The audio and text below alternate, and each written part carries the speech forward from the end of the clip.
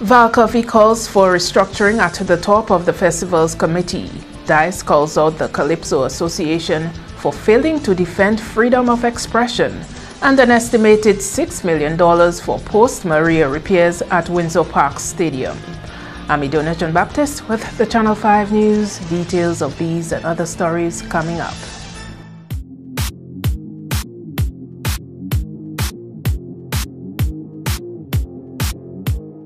Do you need more cash for that home improvement? Then come to Fast Cash, where we give you more. At Fast Cash, our customers get more funds and more time to repay. But wait, can't come to us? We'll come to you, and our mobile officer will get you on your way. Small businesses, consumers, and taxi owners. Fast Cash has more for everyone. Simply call or visit any of our locations for more. Smarter, faster, better. Fast Cash. Terms and conditions apply. Welcome back.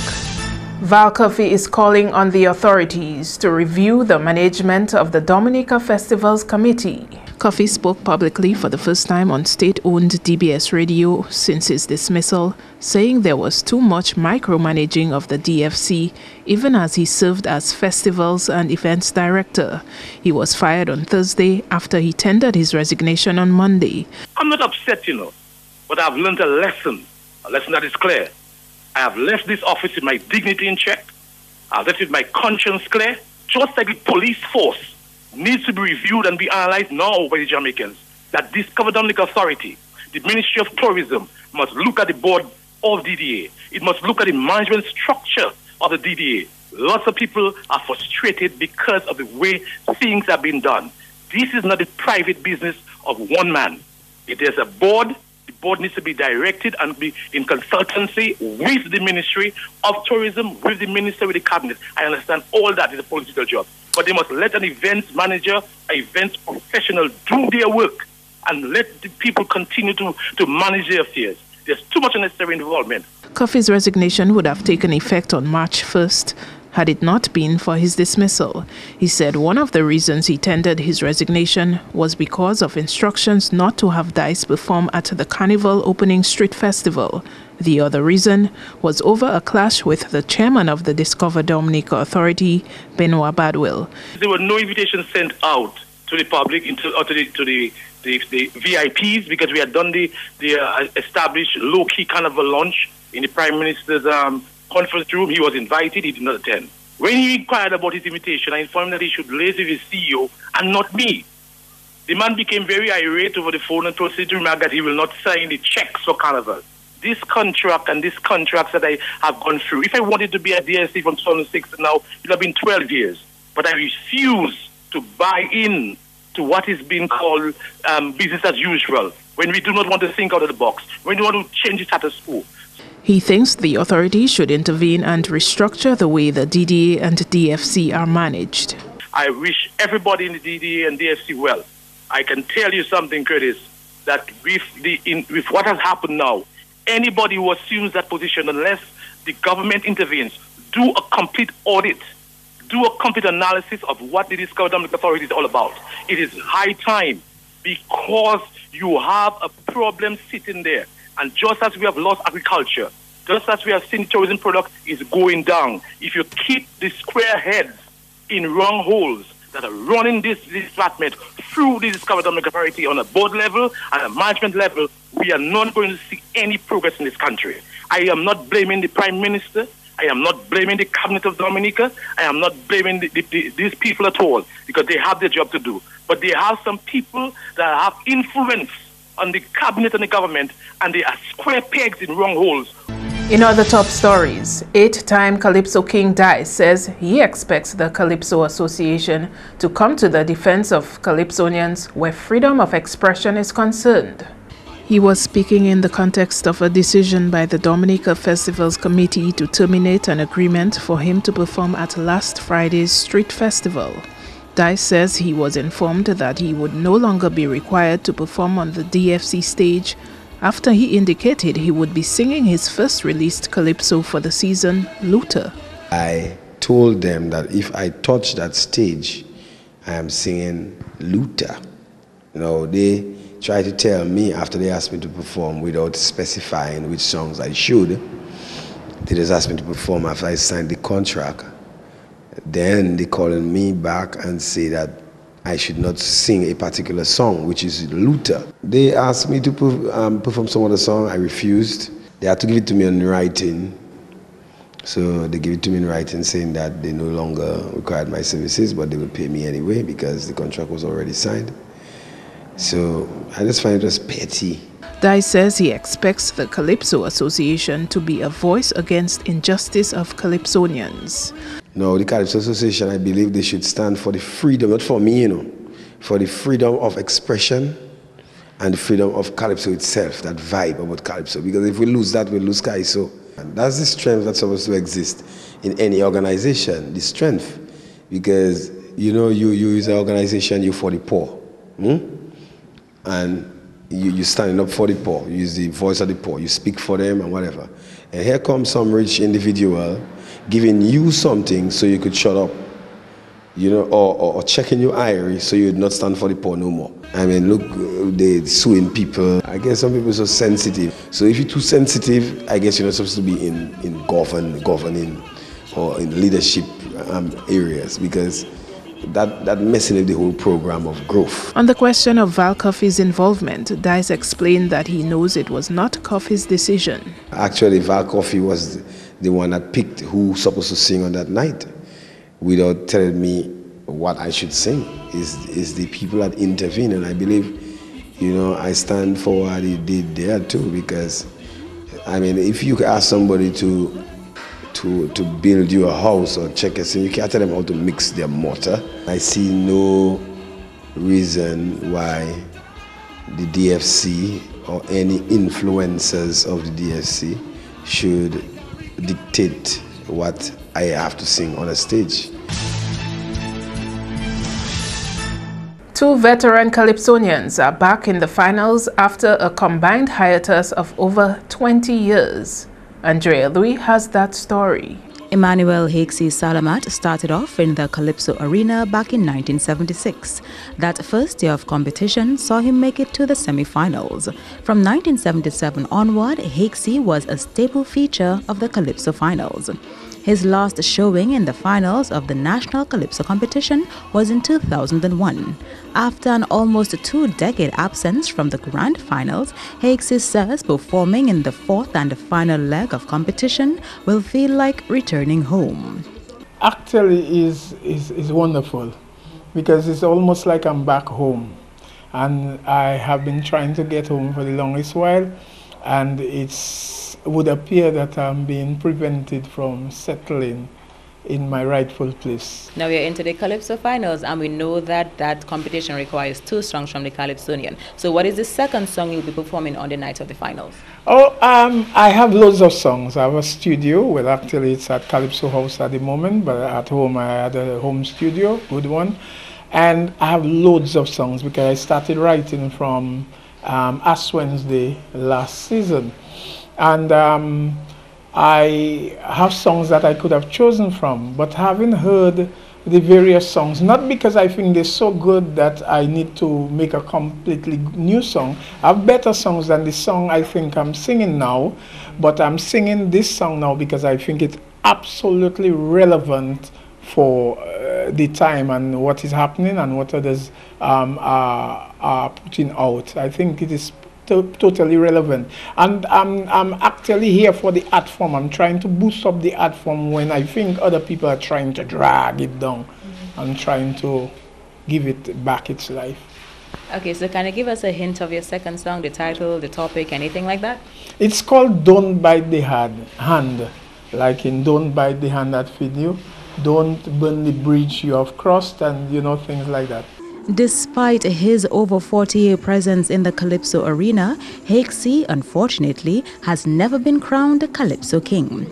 Andrew Discrenter Basil, on the other hand, has been crowned Calypso King 3 times.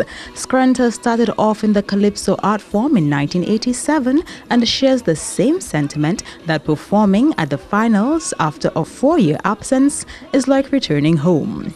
It's always nice to be in the finals, to be honest. It's always nice. It's nothing new to me, It's like you left your home, went to the garden and come back, it's nice to be back home. Okay, now when you sang your song at the quarterfinals, did you feel it would be strong enough to get you through to this last round of competition? Definitely, quarterfinals, I wasn't disgruntled that nobody knew. It wasn't me on stage, the confidence wasn't there because of certain little things that went wrong the day, and maybe lack of confidence coming back for sometimes, and knowing the way you left the last time and coming back to face, it's something you know what to expect, But then now that I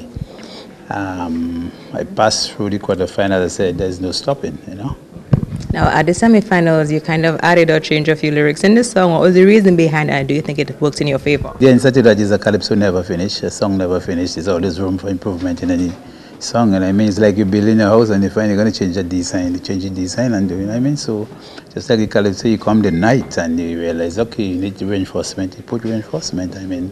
That's what a true Kaiso is all about, and that's what Kaiso is big one thing. Okay, great. Now, we know that at the finals, we expect 2 songs from you. What can we look forward to in your second song? What is it going to be about? First of all, I think the country needs healing. Yeah, the country is divided. The country politically and plus after marriage again. So I think as a true ambassador of my country, now it's time to try to heal the wounds and so on and bring people together. How confident are you that you'll get the crown this year? The objective is not just winning the crown. Seeing that I'm back in the finals after, and to prove the critics wrong, I think I've accomplished my mission already. The title of Scrunter's second song is For Dominica's Sake. Both Hakes's and Scrunter's second songs are expected to hit the airwaves next week. Andrea Louis, Channel 5 News. Taxi operators are expressing concern that they might not fully benefit from the tourism dollar for the remainder of the 2017-2018 cruise season. Andrea Louis explains. Taxi operators play a vital role in transporting tourists to and from key attractions in a safe and timely manner. As is customary, this group of people prepares for a cruise season by ensuring that their vehicles are mechanically sound and approved for driving on the country's roads. Public Relations Officer of the Combined Taxi Incorporated, Renal Alcendo, disclosed to Channel 5 News that ahead of the 2017-2018 cruise season scheduled to have started last October, drivers had taken the necessary steps to get their vehicles road ready. However, since the passage of the storm, it has been financially difficult for drivers to have their vehicles recertified, which is what the Discover Dominica Authority is calling for as the cruise season gets underway. Most drivers was getting ready before the hurricane for the commencement of the cruise season somewhere in October. And so most of the buses had already done their check-in with traffic and what have you, the mechanical report. But after the hurricane, this month, probably just around 2 weeks ago, the Discover Dominica Authority, who normally provides the license ID for the drivers to conduct their tours, informed that every single vehicle have to rechecked, recertified again. And so preparation for that was kind of, it just was not there, or if not majority of our members, and with the damages of a lot of vehicles on the island, insurance, license, 3, 4, 5, 6 months, no cruise ships, money, finances had to come in, and so no incentives from the authorities to assist the drivers, which I wish that the drivers probably would have gotten or could get something, because we're hearing the farmers are getting, the fishermen are getting, the vendors are getting. What happened to the taxi operators? We need some assistance as well. Minister for Tourism says though the ministry is focused on the safety of the cruise passengers, taxi operators will reap financial benefits from the 2017-2018 cruise season. There's still more calls to come. Ensure you get your buses certified, make sure you do your mechanical checks. So even like right now, we had a couple of issues where persons had done certain things, but they had not done the mechanical checks. The mechanical checks are very important because you want to reduce the chances of accidents. You can't stop accidents, but if we can can ensure that the brakes are working, the handbrakes are working, the bus is in proper working order, it'll improve. And again, to assist and to facilitate, the Discover Dominic Authority worked until late on Friday.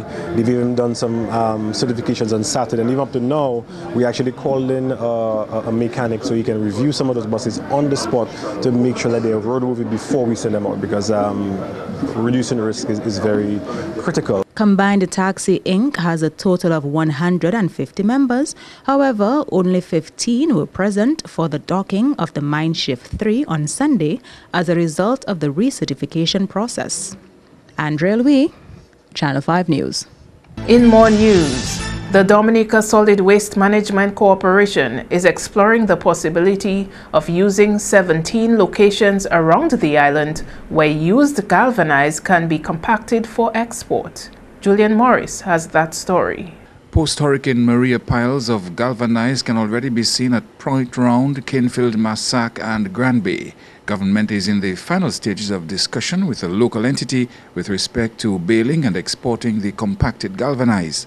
It's anticipated that the public will bring out most of the damaged galvanized for processing when the compactor is in place. Within the month of February, we should see some traction. Probably we'll see a barge entering the island. Material will be exported within the month of February. That is to me the closest timeline that I've seen based on the level of discussion that I'm privy to. We can assure the people that it is almost certain that we should see that traction in February, given the level of discussion from the PS to the minister and from the cabinet perspective as to the process that they were taking. And I believe that it is a local company that will be contracted to do the compacting, the baling, the sorting, and then exporting the material out of our island. The plan is wherever you have the material, it will be to bale, then the bale material will be removed and located somewhere else. Because one of the things we do not want to do is leave the bale material on the actual location that it was compacted, especially if the property is private property. So that is one of the things we want to avoid. So once we pass in a community, we want to clean up the community, all the material that is within that community. While equipment is even on site, we'll be appealing to the public, bring your stuff, don't wait until that equipment has gone to another location and try to bring your material in. So it's going to have it will have an ongoing public relation program with the equipment. Once it's on site, it will be announced. So we're not telling you, okay, bring your stuff in Maho and then there is no equipment in Maho. You will see the equipment in Maho, you will see the process taking place. Then it would be wise that if you have any material at your, because a lot of people still have not repaired their roofs, a lot of people still have those material at their home. So in there, we're going to have that large influx. So what he's saying, once you know the equipment is within the Mao area, you take advantage of it, all the material that you have, the trucking is going to be relatively easy. Then you can pass on that material to the facility right away, so it could be processed and dealt with easily. Mr. Mitchell has reassured tourism sector stakeholders that these unsightly piles of galvanized will be dealt with shortly. What we have done is a joint effort with the Ministry of Tourism in ensuring that facilities are set up. I mean, from their end and from their perspective, I mean, they're calling for the items to be removed. I mean, we all want the material to be removed. And as you can see, that is the plan of the government to remove the material. I think what we all want to see in the shortest term possible. I mean, we do not want to see another hurricane season and we still have the material on our facility or on our island. And that is the concern of every single one of us, from the government down to the Waste Management Authority. Even more so the Ministry of Tourism, because I know we are trying to open our doors to, to have the ships and the people come and feel welcome and see the nature island as what it used to be.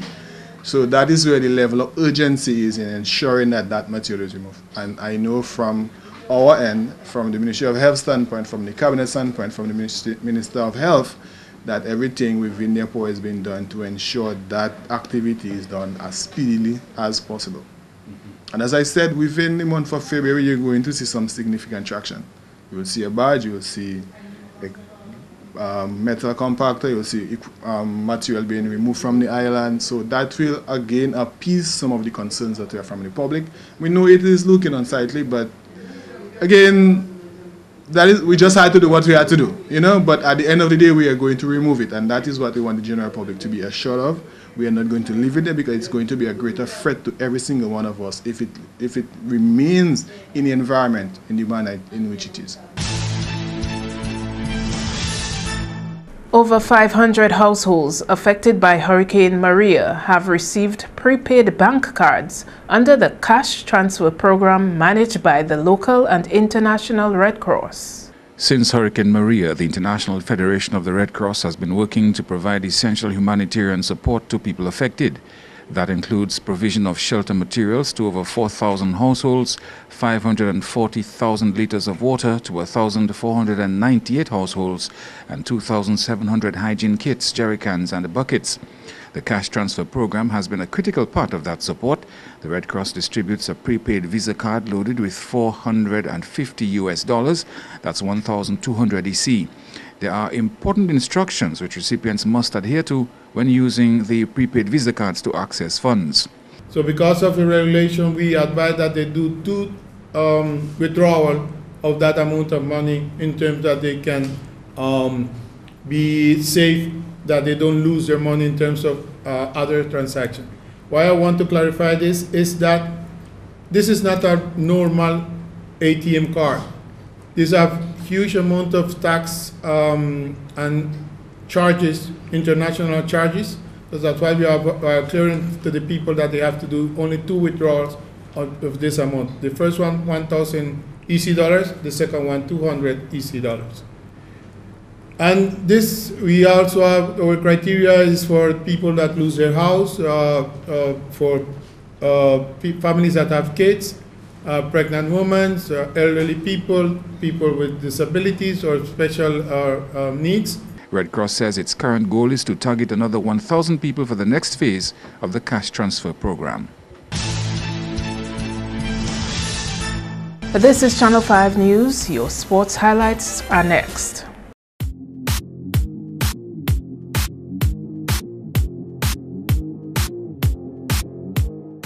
M&J Covering is the producer of designed galvanized and galvalume in Dominica. They design to your specifications, color and length, 4 styles of galvanized and galvalume pre-painted roofing sheets as requested, and supply all your galvalume accessories. M&J Covering helps you control spending and reduce waste. At M&J Covering, they are also equipped to build your roof to precise standards anywhere on island. So come to M&J Covering at 1 Mile in Portsmouth or call 445-5001 275-5003 today. First up in sports, over $6 million estimated for total repairs at Windsor Park Sports Stadium as the Ministry of Sports places focus on 2 priority areas. Kenny Williams explains. Speaking in an interview with Channel 5 Sports, Minister for Sports Justina Charles noted the importance of focusing on repairs to the perimeter wall and roof first. She says those areas are of great concern to her. We've gotten a ballpark figure for the entire stadium, which is in excess of $6 million to repair the entire stadium. But what we are trying to do is to prioritize, and as we speak presently, for us the 2 most pressing area is the perimeter wall and the roof. So what we've done is to ask the public works engineers to extract from the bulk figure the roof for us, and then the perimeter wall. That we have gotten, and as soon as, in fact, I have not checked for the week, so I really would not want to mislead you, but I am hoping that because I have not been there for the week, that we are moving speedily with it, because we realize that with the stadium being open now, it's open to all and sundry, and the condition of the stadium can deteriorate if everybody continue to just walk in and destroy the playing field, the grass on the lawn, on the playing area, which is important to us, and it is very costly to maintain. So we are trying that the people do not bring in foreign weeds that will make it a little more difficult for us. So there's quite a bit to be done. So we are presently concentrating on the perimeter wall and the roof. Meantime, Minister Charles noted her department is also working on sourcing an electronic scoreboard. Last year, government installed one that cost over $1.4 million, but it was totally destroyed during Hurricane Maria. If we are to host cricket like we did in the past, we would definitely need the scoreboard. And as you rightly said, we spent in excess of $1.4 million for the scoreboard. Unfortunately, it was damaged. We are presently beginning to source. I mean, we knew where we got this one, but we are looking to see how we can get donors. We also made a proposal to see whether the Chinese would decide to replace it for us. So we are looking at all options before us, whether we will get one of the all friendly countries to give it, to replace it, or whether we would have to source funds to purchase another one. But definitely we cannot go with cricket without our scoreboard. With more reports coming in on damage to sporting infrastructure, the Ministry of Sports is prioritizing. Kenny Williams, Channel 5 Sports. The Sports Division rolled out its fourth competition on Friday since the passage of the September 18, 2017 hurricane.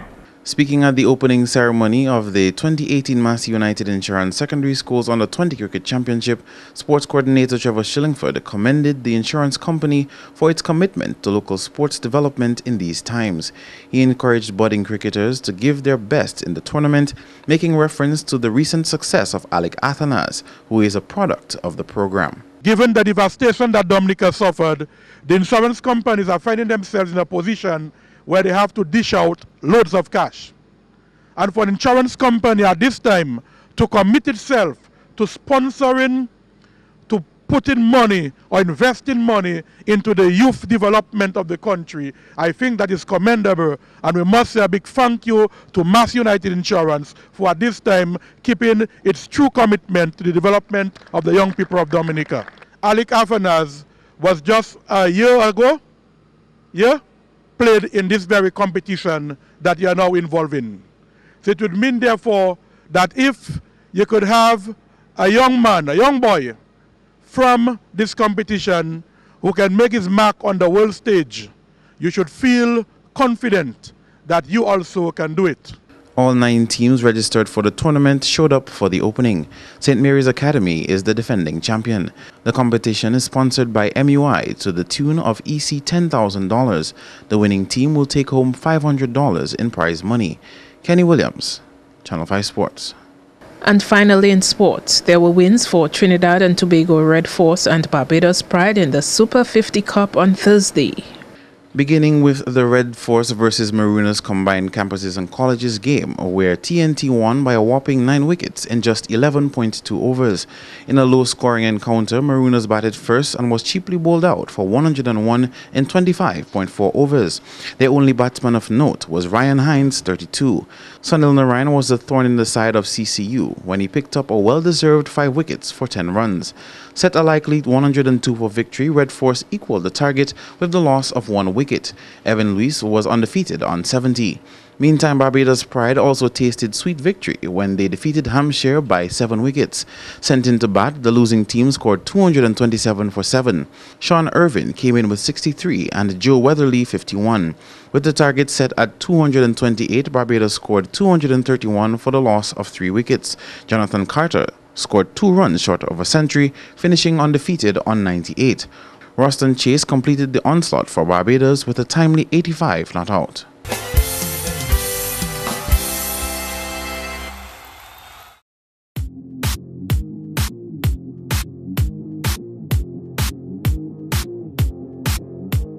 Rudolph Thomas Enterprise in Portsmouth, your suppliers of building materials and hardware products.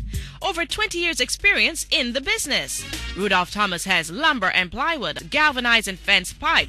Check out Rudolph Thomas for ceramic and vinyl floor and wall tiles, nails, nuts and bolts, paint and painting supplies. And check out their line of electrical and hand tools. Go now to Rudolph Thomas on 1240 Bay Street in Portsmouth.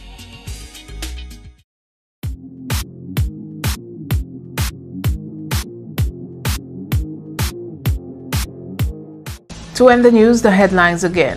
Val Coffey calls for restructuring at the top of the festival's committee. DICE calls out the Calypso Association for failing to defend freedom of expression.